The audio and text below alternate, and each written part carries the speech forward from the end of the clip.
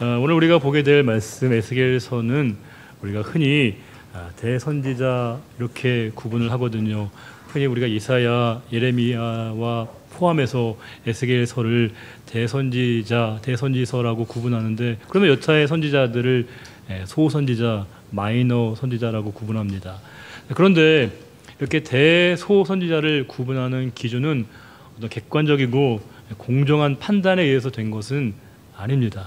너무 좀 어이없게도 책의 볼륨, 크기, 분량으로 대선지자와 소선지자를 구분합니다. 양이 많으면 대선지자, 양이 적으면 소선지자라고 우리가 구분합니다. 사실 이것이 얼마나 우리 인간적인 의식이 투영되고 반영되어 있는지 모릅니다. 우리는 한사코 어떤 일에 이 크기, 대소를, 경중을, 상하를 구분하고 나누려고 할 때가 많습니다. 어떤 것이 더 중요하고 그렇지 않은가를 늘 우리는 판단하고 구분하기를 좋아한다는 것입니다. 우리가 흔히 대예배란 말을 많이 하거든요. 이게 참 이상해요. 대예배가 있으면 뭐가 있어야 돼요? 중예배가 있어야 되고 또 소예배가 있어야 되는데, 어떤 예배가 대예배고 어떤 예배가 소예배이겠습니까? 사실 예배는 그냥 예배입니다. 예배를 임하는 우리의 마음가짐과 태도가 중요한 것이죠. 내가 어떤 마음으로 예배를 드리고 있느냐가 중요한 것인데, 우리 예배당의 규모와 크기와 사람의 숫자로 말미암아 그것이 대예배, 중예배, 소예배로 구분한다는 것은 얼마나 우리가 인간적인 시각을 갖고 모든 것을 임하는가를 알 수 있습니다. 우리가 그 유명한 달란트 비유를 보시게 되면, 한 달란트 맡았던 종, 그 종이 결정적인 우를 범한 게 왜 그런 겁니까? 그거 왜 잘못한 거예요? 뭐가 잘못한 겁니까? 그는 주인이 그에게 맡긴 그것을 가볍게 여겼습니다. 업수히 여겼습니다. 사사롭게 여겼습니다. 하나님 맡기신 건요, 그것 자체가 귀한 것입니다. 그것 자체가 소중한 것입니다. 작은 일 없어요. 작게 여기는 일은 있을 수 있을지 모르겠으나 작은 일은 없습니다. 그런데 우리는 늘 크기와 분량과 규모와 위치와 상황에 따라 어떤 건 더 중요하고 그렇지 않고 경중, 상하, 이걸 판단하는 우리의 시각이 깊이 담겨 있다는 겁니다. 그러면 하나님의 선지자였던 에스겔서, 사실 모든 선지자들의 메시지는, 선지자는 어떤 사람들인가요? 뭐 하는 사람들입니까? 선지자는 앞날을 내다보고 어떤 일이 있을 것인가를 미리 알려주는, 즉 그런 사람들이 바로 선지자들이거든요. 선지자들의 관심은 어디에 있겠습니까? 미래에 있는 것이죠. 앞으로 닥칠 일, 앞으로 벌어질 일들을 알려주고 공개하고 성도들에게 깨우치는 것이, 그게 바로 선지자의 역할인데, 실은 선지자들의 관심은 미래가 아니라 뭐예요? 현재에 있습니다. 지금에 있습니다. 지금 돌이키라는 것입니다. 돌아서라는 것입니다. 너희들의 현실 상황을 돌아보고 언제나 지금을 점검하도록 외치는 것이 바로 선지자들의 메시지였습니다. 오늘 본문 말씀도 보시게 되면 짧은 이 말씀 속에서 거듭 반복되는 하나의 중요한 동사가 있습니다. 슈브라고 하는 거거든요. 슈브는 어떻게 번역하냐면 돌이키다, 이렇게 번역하고 있습니다.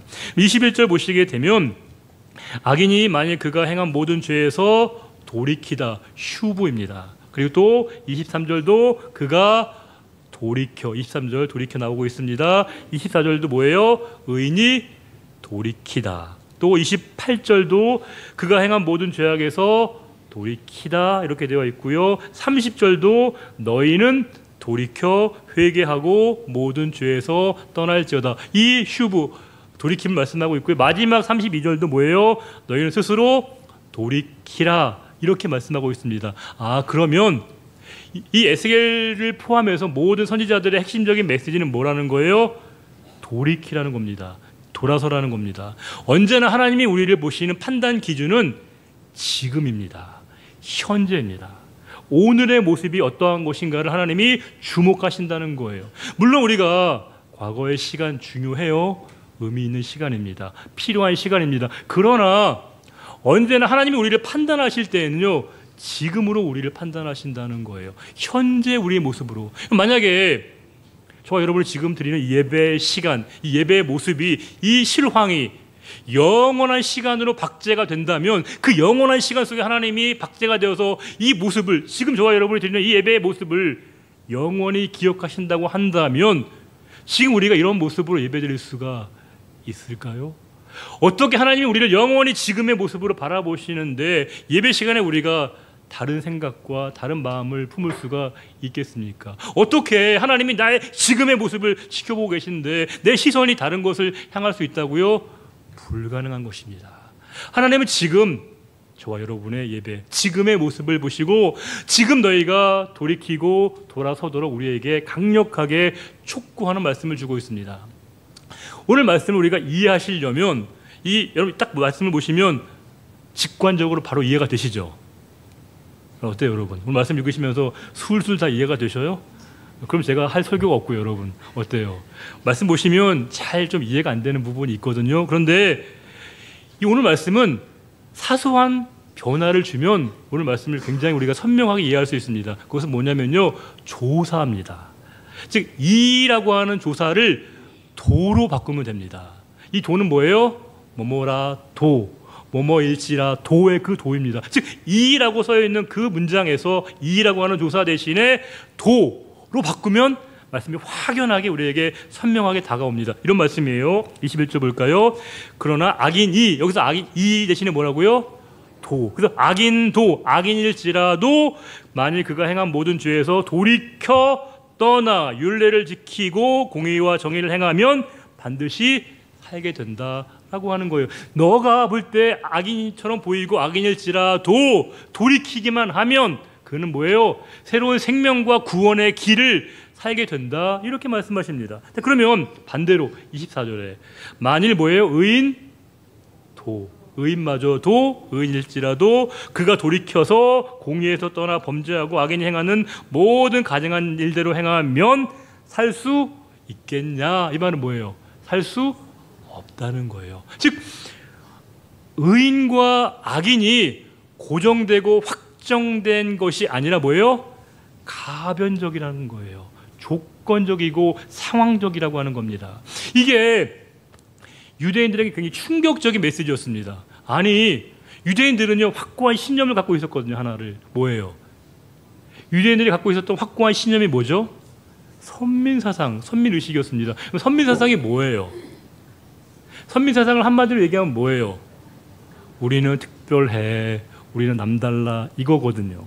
하나님이 많은 사람 중에서 우리를 도드라지게 세우셨어. 특별한 민족으로 세우셨어. 우리만 의롭게 세우셨어. 이게 바로 선민사상의 핵심이거든요. 그런데 이 선민사상은요 근본적인 하나님의 뜻에 대한 오해이고 곡해였습니다. 선민사상은 특권의식이 아니었습니다. 선민사상은요 책임이에요. 사명입니다. 내가 먼저 부름받은 이유는 뭐예요? 그렇지 않은 백성들을 하나님께로 인도하기 위한 하나님의 계획과 뜻하심이 있었는데 그들은 그것을 종교적인 우월감과 우생학적 종교 우월의식으로 그들이 이 선민사상과 선민의식을 자기들 독점적이고 배타적인 권리처럼 이해했다는 거예요. 그러니까 이 유대인들의 입장에서 볼 때는 우리는 언제나 선하고 의롭고 바르고 하나님의 백성이고 하나님의 자녀이고 그렇지 않은 모든 백성들은 뭐예요? 악하고 불의하고 단죄받아 정죄받아 마땅한 이 의인과 악인의 명확한 기준을 그를 갖고 있었습니다. 누가 의인이에요? 우리가 언제나 우리가 의인이라고 생각했고 그들은 악인이고 죄인이라고 그들이 낙인 찍었습니다. 그런데 하나님이 전혀 다른 기준을 제시하시는 거예요. 그들도 그 자리에서 돌이키면 의인 되는 거야. 나의 백성 되는 거야. 나의 자녀가 되는 거야. 여기까지도 그들이 불편한데 뭐라고 말씀하시냐면 너희도 말이야 돌이켜서 그릇 행하면 너희도 똑같이 악인처럼 멸망하고 심판받는 거야. 이렇게 말씀하신다는 겁니다. 25절 보시게 되면 이 공평에 대한 하나님의 인식과 이스라엘 백성들의 인식이 정면으로 충돌하는 말씀을 주고 있습니다. 뭐라고 보고 있냐면 25절에 너희는 이르기를 주의 길이 뭐예요? 하나님 그 공평하지 않습니다. 그 공평하지 못합니다. 이렇게 얘기하신다는 겁니다. 하나님 뭐예요? 아니다. 나는 공평해. 너희가 잘못되었어. 이렇게 얘기하신다는 겁니다. 왜 그럴까요? 지금 이 유대인들의 공평에 대한 의식은 뭐예요? 기계적 공평이에요. 기계적. 과거에도 의인이었으면 지금도 의인이고, 과거에 하나님 백성이면 지금도 하나님 백성이라고 하는 생각을 갖고 있었고, 그들이 과거에 악인이면 지금도 악인이고, 그들이 과거에 하나님의 백성이 아니었으면 지금도 그렇다라고 하는 기계적인 이 공평관을 갖고 있었는데, 하나님 뭐예요? 그렇지 않다. 가변적이다. 즉 뭐예요? 이게 유기적인 이 공평관을 그들에게 말씀하신다는 겁니다. 그러면서 지금 크게 보게 되면 이 유대인들의 지금 분노를 우리가 읽을 수 있습니다. 유대인들이 지금 하나님 앞에 굉장히 화가 나 있습니다. 짜증이 나고 있고요, 원망이 나 있습니다. 왜요? 우리는 이미 의인이 확보된 줄 알았는데 하나님이 야 그렇지 않아, 그거 가변적인 거야, 항구적인 건 아니야, 이렇게 말씀하신다는 겁니다. 그들이 굉장히 지금 분노하고 있습니다. 화가 잔뜩 나 있습니다. 우리가 분노라고 할 때 그 분노가 여러분 두 가지로 나누어 있습니다. 분노도요 색깔이 달라요. 하나의 분노는 뭐냐면요, 감정적인 분노입니다. 감정적인 분노는 뭐예요? 내 마음에 안 드니까 화가 나는 거예요. 내 생각과 다르면요 짜증이 나요. 내 뜻과 다르면 분노하게 됩니다. 이 분노의 촉발된 원인은 뭐예요? 내 생각, 내 감정, 내 느낌, 내 주관, 내 소신과 상대방이 일치하지 않으면요 거기에 우리가 발작 반응하게 됩니다. 이게 뭐예요? 감정적인 반응입니다. 감정적인 분노입니다. 이 감정적인 분노는요 어디로 튈지 몰라요. 어디로 나갈지 모릅니다. 이게 끝까지 갑니다. 상대방의 태도 변화 중요하지 않아요. 내 마음이 정리가 되지 않으면, 내 감정이 달라지지 않으면 상대방에 대해서 여전히 우리가 분노하고 분개하고 화를 내게 됩니다. 그런데 이 감정적 분노는요 희한하게도 어떤 특별한 상황이 되면 갑자기 분노가 사라져요. 눈 녹듯이. 이유도 없어요. 상대방의 반응도 중요하지 않습니다. 내 감정, 내 느낌, 내 상황, 내가 느끼는 그 생각이 바뀌면 모든 상황이 달라지게 되고 인식과 판단도 그렇게 여기게 됩니다. 그런데 이 의지적 분노는 감정이 아니에요. 옳고 그름입니다. 선과 악, 하나님의 뜻이냐 아니냐라고 하는 겁니다. 하나님께서는 분노하셨습니다. 근데 하나님의 분노는 뭐예요? 당신의 감정을 촉발하신 게 아닙니다. 감정을 그들에게 폭발하신 게 아닙니다. 하나님이 분노하신 이유는 뭐예요? 그들이 바르게 살지 않기 때문이었습니다. 옳게 살지 않기 때문에 하나님이 분노하신 거예요. 그런데 하나님은 그들이 돌이키면, 돌아서면 얼마든지 그들을 용서하시고 받아주시고 이해하실 그 마음을 하나님이 갖고 계셨다는 겁니다. 그러하기에 하나님에게 가장 중요한 건 뭐예요? 우리의 태도입니다. 우리가 어떤 모습과 어떤 자세를, 어떤 태세를 취하느냐가 중요하다는 거예요. 내 감정보다 훨씬 더 중요한 건, 나의 주관과 나의 소신과 나의 생각보다 더 중요한 건, 더 중요한 게 뭐예요? 그것이 옳고 그른 것이냐, 하나님의 뜻이냐 아니냐가 중요하다는 겁니다. 그들이 예전에는 악인이었어요. 이방인이었어요. 그런데 그들이 지금 돌이켜서 하나님의 뜻 가운데 거하면 돌아선 그들을 하나님 뭐예요? 선하다, 의롭다, 나의 자녀다, 이렇게 받아주신다는 거예요. 반면에 이스라엘 백성들이라고 하더라도, 선민의식을 갖고 있다 할지라도 그들이 지금 하나님을 떠나서 하나님으로부터 멀어지게 되면 뭐예요? 그들은 똑같이 악인으로 하나님이 취급하셔서 그들에게 하나님 명백한 심판을 행하신다라고 말씀하시는 그 내용이 유대인들에겐 굉장히 불편하고 거리끼고 그들에게 고통스러운 일이었습니다. 그런데 하나님은요 가장 중요한 기준이 뭡니까? 돌이키기만 하면 된다는 거예요. 돌아서면 된다는 겁니다. 그러면 한 가지 뚜렷한 사실을 우리가 알 수 있습니다. 그 명제는 뭘까요? 악인이 멸망하는 이유는 사실은 죄 때문이 아니라 뭐예요? 돌이키지 않았기 때문이라는 겁니다. 우리는 죄인이, 악인이 죄 때문에, 악 때문에 멸망당하고 심판받는다고 생각했으나 더 궁극적인 이유는 뭐라는 거예요? 돌이키지 않았기 때문이라는 겁니다. 돌아서지 않았기 때문에, 돌이키지 않음 때문에 하나님 앞에 그들이 심판을 당하고 그 죄에 대한 무거운 책임을 받는다는 겁니다. 반면에 그들이 얼마든지 지금 이 자리에서 하나님께로 돌이키고 돌아서게 되면 하나님이 언제나 그 모든 상황들을 받아주시고 이해하시고 용서하신다고 말씀하고 있습니다. 우리가 용서라고 하는 것은 누가 누구에게 용서하는 거예요? 피해를 끼치고 손해를 끼치고 아픔과 고통을 준다고 할 때 누가 누구에게 용서할 수 있는 거예요? 가해자가 용서하는 거예요? 피해자가 용서하는 거예요? 이게 어려워요? 아니죠, 여러분. 가해자가 용서할 수 있는 거예요? 피해자가 용서할 수 있는 거예요? 당연히요.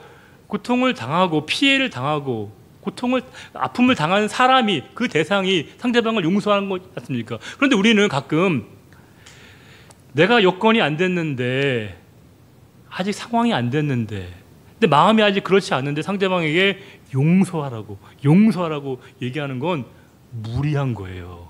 부당한 겁니다. 폭력입니다. 가끔 우리 애들이요, 저희 애들 말고요, 일반적인 애들 얘기하는 거예요. 막 애들끼리 막 싸워요. 치고받아 싸워요. 아주 격렬하게 싸웁니다. 애들 싸움이라고요, 장난이 아니에요. 매우 심각하게 싸웁니다. 그때 부모가 이제 개입하거든요. 그때 이제 애들이 서로 변론합니다. 집 안에서 가정법원이 열리거든요. 그럼 애들이 서로 막 자기들의 이유를 막 하게 되는데, 그때 애들에게 충분히 얘기를 듣지 않고 전후 관계를 따지지 않고 부모가 성급하게 개입할 때가 있거든요. 빨리 악수해, 빨리 악수해. 그러면 문제가 해결되는 건가요? 아니에요. 내 감정, 내 상황, 내 입장이 아직 달라지지 않았는데 용서를 강요하는 건요, 무리한 거예요. 부당한 겁니다. 그 용서는 용서할 수 있는 준비와 자세와 역량과 존재의 크기가 있을 때만이 용서가 가능한 겁니다. 우리가 하나님 앞에 나와서 죄를 고백하고 솔직하게 인정할 수 있는 그 이유가 뭘까요? 하나님은요, 그 모든 죄를, 우리의 과거와 현재와 미래 모든 죄를 합산한 것보다 하나님이 더 크시기에 우리가 그 하나님에 대한 신뢰 때문에 용서를 구할 수 있는 겁니다. 우리만 그럴까요? 인류의 모든 죄, 역사 이래 유사 이래 모든 인간의 죄를 다 더하고 합하고 곱한 것보다도 하나님이 더 크신 분이시기 때문에, 그걸 믿기 때문에 우리가 그분 앞에 나와서 죄를 고백하고 인정하는 거예요. 그리고 난 다음에 내가 돌이켜서 회개하게 될 때 하나님의 용서를 경험할 수 있다, 이렇게 말씀해 주고 있습니다. 오늘 30절 말씀은 회개에 대해서 너무 기가 막힌 규정과 정의를 에스겔에 내고 있습니다. 우리 30절 말씀만 읽어볼까요? 주 여호와의 말씀이니라. 이스라엘 족속아, 내가 너희 각 사람이 행한 대로 심판할지라. 너희는 돌이켜 회개하고 모든 죄에서 떠날지어다. 그리한즉 그것이 너희에게 죄악의 걸림돌이 되지 아니하리라. 이 말씀을 좀 풀어서 설명드리면, 주님께서 말씀하시기를 이스라엘 족속아, 내가 너희 각 사람이 행한 대로, 이 행한 대로는 정확하게 부연 설명하면 뭘까요? 지금 너희가 행한 대로, 지금 너희가 죄를 범한 대로, 지금 너희가 죄악 돌이키는 대로 거기에 내가 그대로 반응할 거야, 이렇게 말씀하십니다. 그러면서 너희가 슈브, 돌이켜 회개하고 모든 죄악에서 떠나, 이렇게 말씀하시면서 그 다음 말씀이 더 중요해요. 저는 일부러 이렇게 색깔로 막 칠했거든요. 너무너무 중요한 말씀이어서. 그런즉 그것이 너희에게 죄악의 걸림돌이 되지 아니하리라. 회개를 무엇이라고 이 에스겔이 규정하고 있냐면요, 내 안에 죄악의 걸림돌을 제거하는 것, 죄악의 걸림돌을, 그것을 지우는 것, 옮기는 것, 그것이 바로 회개라고 얘기하고 있습니다. 우리 어떤 사람은요, 시간과 물질이 그 삶에 너무 큰 짐이 되는 경우가 있습니다. 그것 때문에 꼼짝 달싹 못하는 분들도 있거든요. 물질, 시간, 그 모든 것이 나를 짓눌러서 하나님께 향한 내 마음을 이렇게 닫아 걸게 만드는 게 있습니다. 그걸 뭐예요? 그걸 치우는 것, 그걸 제거하는 것, 그게 뭐라는 거예요? 그게 회개라는 거예요. 누가 그랬습니까? 삭개오에게 돈은 전부였습니다. 물질이 인생의 모든 것이었어요. 그런데 그 돌을, 걸림돌을 치웠습니다. 제거했습니다. 그게 뭐라는 거예요? 그게 회개라고 하는 거예요. 어떤 분에겐 자존심이 인생의 걸림돌이 되는 경우가 있습니다. 나를 뭘로 보고 말이야? 나 어떻게 보고 말이야? 나한테 그렇게 얘기해? 내가 어떤 사람인 줄 알아? 자기 자존감을 지키는 건 중요하지만 때로는 그 자존심이 하나님 앞에 서야 될 내 마음을 가로막는 경우가 있습니다. 자존심이 너무 강해서 남의 얘기를 못 들어요. 하나님 말씀도 못 듣게 됩니다. 그러면 그 자존심이 나의 삶에 걸림돌이 되고 있다는 겁니다. 그 걸림돌을 제거하는 것, 치우는 것, 그게 뭐라는 거예요? 그게 바로 회개라고 하는 거예요. 어떤 분에겐 성격이 그런 경우가 있어요. 나는 원래 그래, 원래 그래. 난 태어날 때부터 그래. 난 나기를 그렇게 났어. 내 성격 누구도 못 건드려. 이렇게 얘기하는 분이 계십니다. 어떤 분은 그래요. 나는 하늘이 두 쪽 나도 할 말은 해야 된다고. 나는 분명히 이 말을 해야 된다고. 그 성격, 그 성향이 내가 하나님 앞에 또 누군가의 어떤 영혼 앞에 걸림돌이 될 수 있다는 겁니다. 그 성향, 그 성격, 내가 죽어도 못 고친다고 생각하는 그 성향이, 성격이 나의 삶의 영혼에 걸림돌이 되고 있다면 그것을 치우는 것, 그것을 제거하는 것, 그게 뭐라는 거예요? 그게 회개라고 하는 겁니다. 회개는 추상적인 게 아닙니다. 회개는 대단히 구체적인 겁니다. 회개는 매우 현실적인 겁니다. 우리는 보통 남의 얘기를 할 때, 남의 얘기라고 하는 게 어떤 의미예요? 우리가 남의 얘기 한다고 할 때 남의 얘기는 뭐 하는 거예요? 남을 보통 칭찬하는 얘기할 때 그럼 우리가 남의 얘기라고 하지 않습니까? 남을 좋게 얘기하고 남을 우리가 되게 이제 돋보이게 할 때 우리가 보통 남의 얘기 한다고 하는데, 가끔 믿기지 않으시겠지만 가끔 남의 얘기를 부정적으로 하는 분도 계셔요. 남의 얘기하면 부정적으로 비방과 중상과 모략과 심지어는요 이간질을 합니다. 그런 말이, 언어의 습관, 말이 그렇게 굳어진 분이 계시다는 거예요. 여러분들은 없지만 그런 경우도 가끔 있다는 겁니다. 그러면 그 말, 언어, 습관 뭐예요? 그것이 내 삶의 영혼의 걸림돌이라고 하는 거예요. 그것을 치우라는 겁니다. 그것을 제거하라는 겁니다. 그게 뭐라는 거예요? 그게 바로 회개라는 겁니다. 그것을 치우는 것, 그것을 제거하는 것이 오늘 말씀은 회개라고 우리에게 말씀해 주고 있습니다. 오늘 말씀은 읽으면서 사실 굉장히 우리에게 부담이 되고 어려운 부분이 있습니다. 왜냐하면 여기 말씀을 크게 보면 의인과 악인 두 가지로 구분되어 있는 것 같지만 넓게 보면 네 가지입니다. 뭐예요?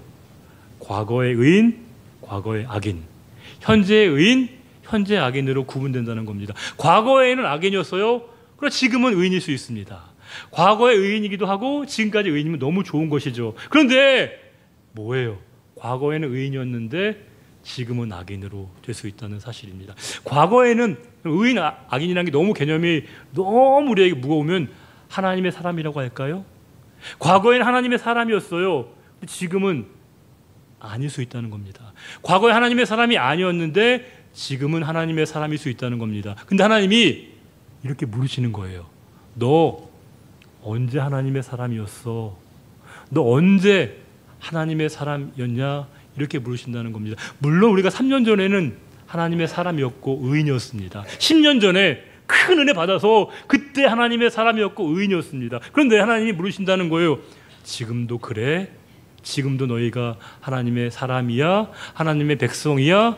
의인이야? 이렇게 물으신다는 거예요. 그래서 만일 내가 어긋나고 내가 구부러지고 굴절되고 왜곡된 부분이 있다면 내 현실을 다시금 돌아보고 하나님께로 돌아서도록, 돌이키도록 말씀하고 있다는 겁니다. 내가 지금 얼마든지 하나님께로 돌이키기만 하면 언제든지 그분께서 우리를 맞아주시고 용서하시고 구원과 생명의 길로 인도하신다는 것을 약속하고 계십니다. 확언해 주십니다. 우리는 그 에스겔서의 말씀을 통해서 하나님의 마음을 읽을 수 있어야 됩니다.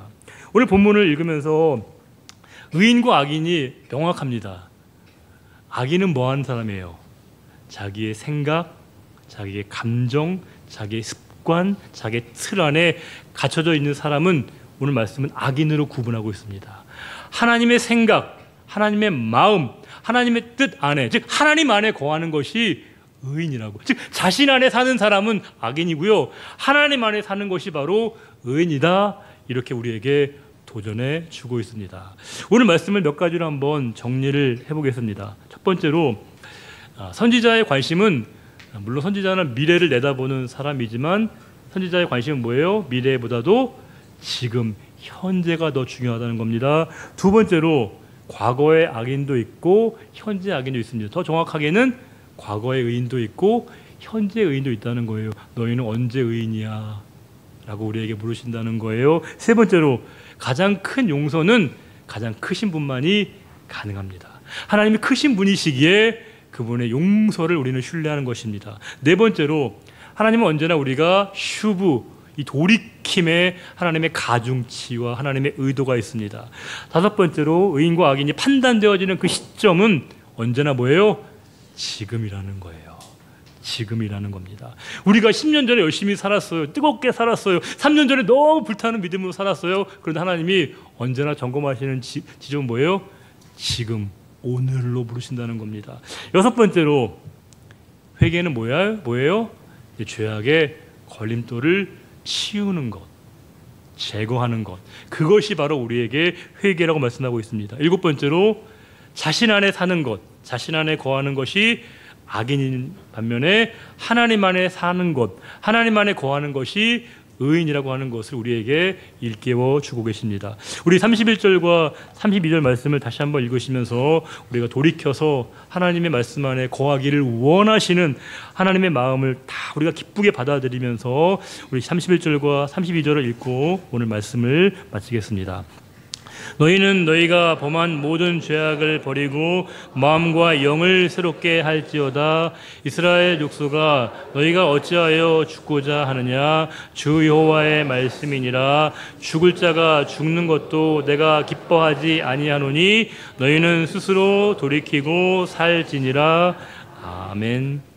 하나님, 오늘 이 에스겔서의 엄중한 말씀을 통해서 이 말씀이 바로 나에게 직접적으로 향하시는 하나님의 말씀임을 알게 하셔서 감사드립니다. 하나님, 우리는 과거의 나의 삶으로 현재까지 그것이 언제나 나를 보장하는 것처럼 생각할 때가 많았습니다. 그래서 주님께서 언제나 물으십니다. 지금 내가 어떻게 살고 있느냐 우리에게 물으십니다. 주님 언제나 우리를 이 시간 다시금 돌아보고 성찰하고 점검하는 시간이 되기를 원합니다. 다시금 하나님의 뜻 앞에 돌이키며 휴부하며 주님의 말씀 앞에 우리의 삶을 전환하는 시간이 되기를 원합니다. 연약한 저희들 수시로 넘어지고 무시로 흔들리는 것 너무 잘 아시지 않습니까? 주님 그 손을 꼭 잡아 주옵소서. 주님의 은총을 누리는 시간이 되기를 원합니다. 하나님의 말씀이 우리 영혼 안에 깊이 새겨지는 시간이 될 수 있도록 도우시고, 우리가 늘 넘어지는 걸림돌이 있습니다. 우리의 말, 우리의 성격, 자존심, 물질, 시간, 그 모든 것들에 우리가 하나님 앞에 나아가는데 거침돌과 걸림돌이 있다면 그것들을 기꺼이 제거할 수 있는, 치울 수 있는, 옮길 수 있는 그 용기 저희들 모두에게 허락해 주실 줄 믿사오며, 언제나 함께 하시고 우리를 용서하시는 우리의 주님 예수 그리스도의 이름으로 감사하며 기도 올려 드립니다. 아멘.